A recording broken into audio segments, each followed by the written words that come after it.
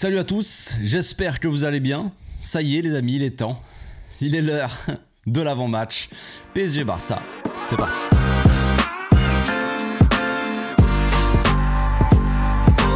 Au passage, n'hésite pas à nous rejoindre si c'est pas encore fait et à partager la chaîne autour de toi, ça fera plaisir à tonton. On l'a attendu pendant longtemps hein, ce match. J'ai l'impression que ça fait 6 mois qu'on attend là.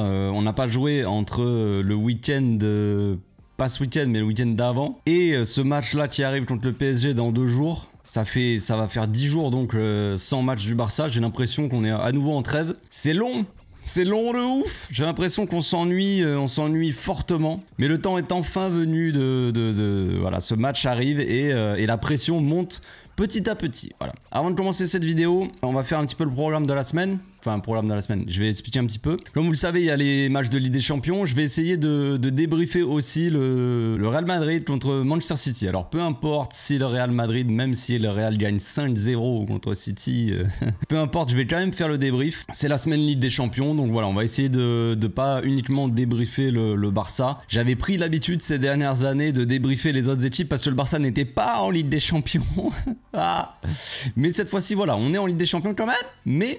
je vais quand même faire un petit peu d'autres débriefs, ça peut intéresser. Je pense qu'il y aura quelques clients, quelques personnes intéressées par ce débrief là. Tu sais, il y a quelques Madrilènes qui me suivent. Généralement, je pense qu'ils me suivent juste quand on perd pour venir un petit peu voir ce qui se passe. Mais voilà, là, ça leur fera sûrement plaisir que je débriefe un petit peu leur match. Espérons évidemment une défaite du Real Madrid. Mais bon, ça, c'est juste mon côté supporter du Barça qui parle. Sachez que ce soir aussi, je serai en live sur ma chaîne gaming, sur ma chaîne secondaire. On va faire un petit peu de club pro. S'il y en a qui veulent venir jouer, tout ça, n'hésitez pas, les amis. Hein. On a déjà fait venir des gars dans l'équipe. Il n'y a aucun problème avec ça. On est généralement 4. Il y a un 5e qui est arrivé et qui a joué un petit peu dernièrement avec nous, qui est monumental, le cas, s'il se reconnaît. Il est parisien d'ailleurs, je crois. Et bref, monstrueux en défense, mais s'il y en a qui veulent venir jouer et tout, on est sur Play 5.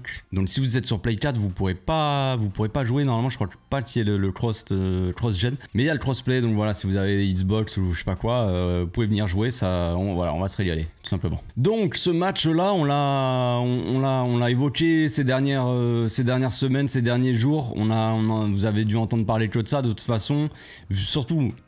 Ceux qui suivent le Barça, évidemment, supporters du Barça, supporters du PSG, peut-être que vous avez entendu parler des matchs de Clermont, de Rennes ou de je ne sais quoi, le classico, enfin le classique. Mais supporters du Barça, c'est vrai qu'on n'a pas eu beaucoup de matchs ces derniers temps, donc pas grand chose à se mettre sous la dent. On a quelques trucs d'actu, voilà, Lamine Yamal qui parle, les supporters du PSG qui sont pas contents parce que Lamine Yamal il parle, alors que bon, les joueurs du PSG font pareil, mais du coup, c'est pas pareil du coup. Il y a aussi le communiqué des ultras du PSG qui ont fait un communiqué assez ridicule, bon voilà, à l'image de tout ce qui se passe, voilà, hein, il représente bien en tout cas je trouve, c'est à l'image, voilà, ça colle parfaitement, c'est magnifique. Donc il y a eu ça assez ridicule, donc voilà, la pression elle monte petit à petit, les ultras parisiens font un communiqué pour appeler à tous les Parisiens à rendre le match assez hostile pour les Barcelonais. Je sais pas s'ils ont cru, mais bon, je ne m'exprimerai pas forcément là-dessus, j'ai pas spécialement envie de dire ce que je pense, ça serait beaucoup trop trash je pense. Donc pour ce match là,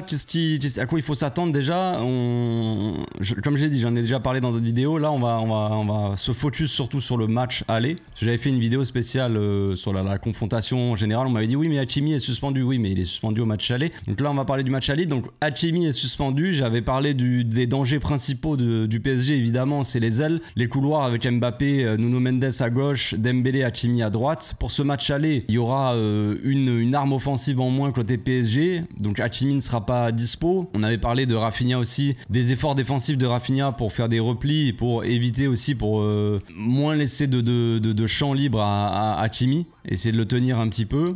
Alors au match aller ça sera pas forcément le cas du coup, mais je pense que Rafinha il peut quand même faire le taf défensif, même s'il n'y a pas Hakimi, c'est pas juste une question d'Hakimi. C'est avec grand plaisir que je pense que Cancelo aura besoin d'aide pour tenir un petit peu Dembélé, qui va être de toute façon très difficile à tenir, tout comme Mbappé va être très difficile à tenir pour Koundé. C'est un peu la question aussi, est-ce qu'on met Koundé à droite, est-ce qu'on met Ronald à droite pour tenir Mbappé? On en a déjà parlé aussi, moi j'ai mon avis là-dessus, je pense qu'il faut garder la continuité avec Koundé, lui donner cette confiance confiance-là de jouer à droite. Il a enchaîné les matchs à droite, il a été bon là-dedans. Ronald, on sait qu'à droite, il a du mal à relancer. Quand il joue trop haut, il est pas forcément à l'aise là-dedans. Mettre Ronald dans latéral droit, en troisième central, qui latéral en phase défensive, c'est pas forcément la bonne chose à faire. C'est pas le bon message à envoyer non plus à Koundé, qui est en pleine confiance, comme je l'ai dit. Donc la question peut se poser quand même. Après, il y a d'autres questions qui peuvent se poser. C'est la question principale côté Barça, c'est est-ce que Frenkie de Jong va être disponible? On entend tout et n'importe quoi, tout et son contraire depuis quelques jours. On ne sait pas vraiment. Est-ce que Frenkie est à 100%? Et on a une info qui sort, Frenkie est à 100%, il devrait commencer. Puis le lendemain ou quelques heures après, un autre journaliste qui va nous dire bon, il y a quand même des doutes sur Frenkie, on pense pas qu'il va démarrer. Donc en fait, on sait pas vraiment. Ça peut être risqué de faire démarrer Frenkie de Jong qui a pas joué depuis quand même pas mal de temps. Je sais même plus quand ça date, mais il a eu une entorse, voilà, et il a été absent. Donc est-ce que c'est risqué de mettre direct d'entrée Frenkie? Est-ce que lui il est prêt? Je ne sais pas. Christensen, il y en a qui disent ouais, mais on sait pas. Christensen il a pas joué depuis un moment. Christensen, ce qu'il faut savoir, c'est que les infos qu'on a eues, c'était que normalement il aurait pu jouer le match contre Las Palmas il y a une semaine. Il aurait pu le jouer, mais il a été gardé au repos exprès au cas où, tu vois. Mais il aurait pu le jouer au moins en partie, quoi. Donc logiquement Christensen devrait être disponible. On a besoin d'un Christensen, d'un mec comme ça qui a un profil assez défensif devant la défense pour protéger cette défense. On l'a vu depuis la mise en place de Christensen là en pivot. Défensivement on est quand même beaucoup plus solide. C'est pas une mauvaise solution de mettre Christensen, même s'il a pas eu beaucoup de temps de jeu ces derniers temps, parce qu'il a eu une petite blessure, tout ça. Mais voilà, pour moi c'est la chose à faire. Après, à côté de lui, est-ce que ce sera Gundogan ou est-ce que ce sera Roberto? C'est toute la question. Il y en a qui préféreraient voir Gundogan à côté de Christensen pour avoir cette maîtrise de balle pour les sorties de balle, pour la construction du jeu, tout ça, d'avoir un Gundogan un peu plus bas aux côtés de Christensen qui a quand même pas mal de mal à jouer. Avec ballon, on sait que c'est un peu compliqué Christensen. Donc est-ce qu'on va avoir Roberto ici ou Gundo? Et est-ce que du coup on a Gundo plus haut si Roberto joue à côté de Christensen? Est-ce qu'on a Gundo plus haut pour être dangereux dans les 30 derniers mètres? Ou est-ce qu'on l'a donc plus bas pour construire?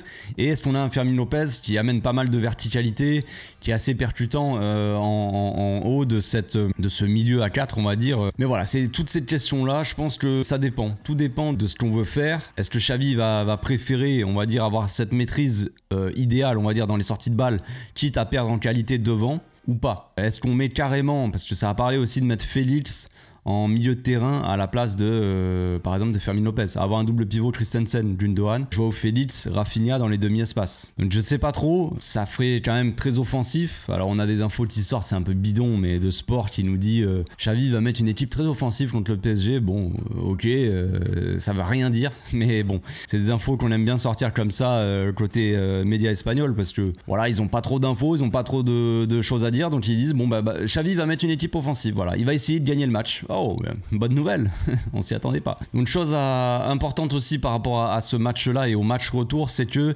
y a 7 joueurs du Barça qui peuvent être suspendus au match retour, en cas de carton jaune évidemment au match aller. Donc les joueurs concernés, c'est Ronald, Christensen, Sergi Roberto, Frenkie de Jong, Lamine Yamal, Ferran Torres et Joao Félix. Donc concernant Joao Félix, Ferran Torres et Frenkie de Jong, pour moi il y a quand même très peu de chances qu'ils prennent un carton jaune, parce que ils vont pas avoir beaucoup de temps de jeu en soi, je pense pas que Joao Félix soit titulaire, Ferran Torres non plus, et je pense pas que Frenkie, je sais pas s'il sera vraiment titulaire. Frenkie, il y a des doutes. Donc voilà, après il y a Ronald, hein, c'est le plus apte à prendre un carton.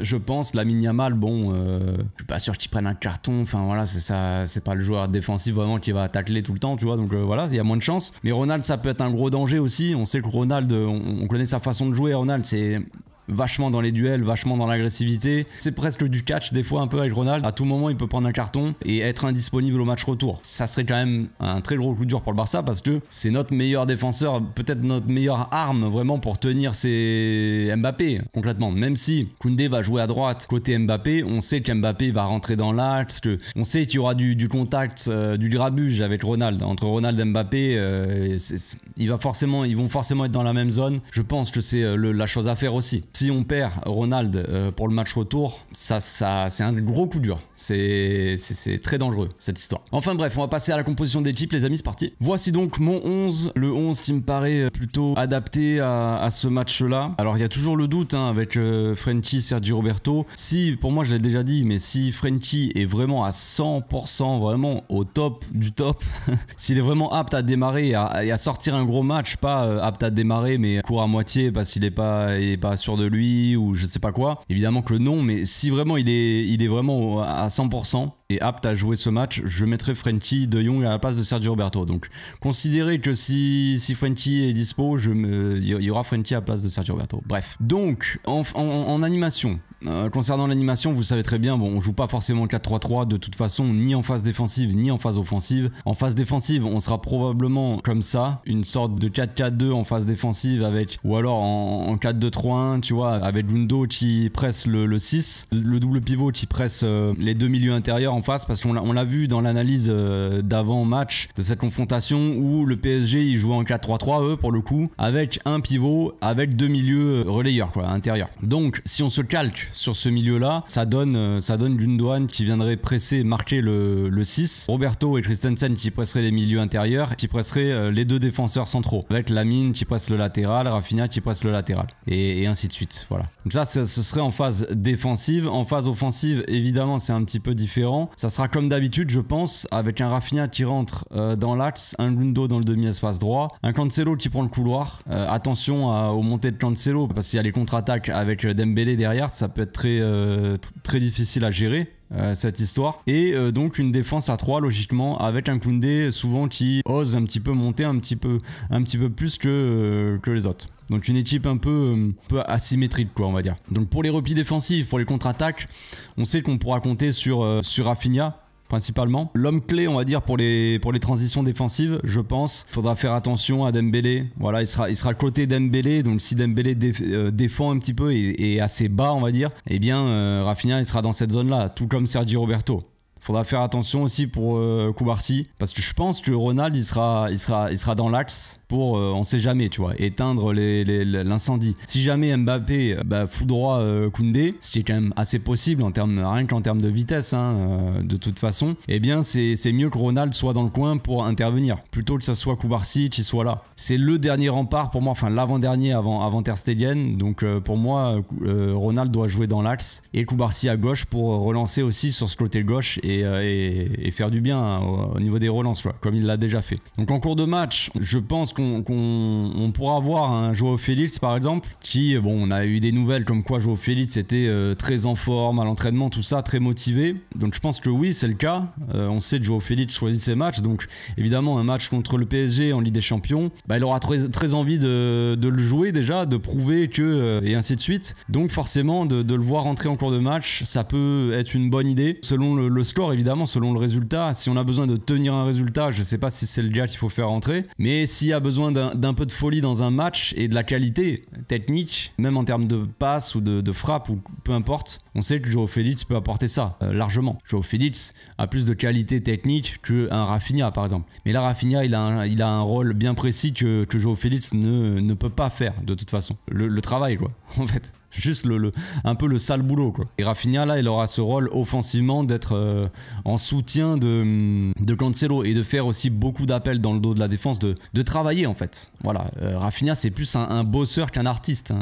Ça on le sait très bien. L'artiste là sur le terrain c'est plus un Lamine Yamal, même un Gundogan qui est plutôt bon, un Cancelo tu vois. Et après t'as les travailleurs, c'est Rafinha, c'est Sergio Roberto, c'est Christensen tu vois. Voilà pour mon 11, je sais pas ce que vous en pensez, moi ça me paraît plutôt correct. En cours de match on pourra voir, comme je l'ai dit, peut-être un Joao Félix ou même peut-être un Vitor Roque qui a ce profil un peu agressif aussi pour aller mettre la pression, faire un pressing intense tu vois. Il y a aussi Ferran Torres qui est de retour, voilà, il y a 2-3 choix comme ça. Pedri je pense qu'il sera pas disponible pour le match aller, pas de risque pris, on verra au match retour. Je pense que le staff ne prendra pas de risque et puis voilà hein. Il n'y a plus qu'à maintenant les gars hein. Moi j'ai pas grand chose à dire de plus. Je suis pas trop rentré dans le côté tactique, côté tout ça du match parce qu'on l'a déjà fait dans d'autres vidéos avant. Comme je l'ai dit, on attend ça on attend ce match depuis peut-être depuis des années déjà, d'être de retour à ce niveau-là, quart de finale.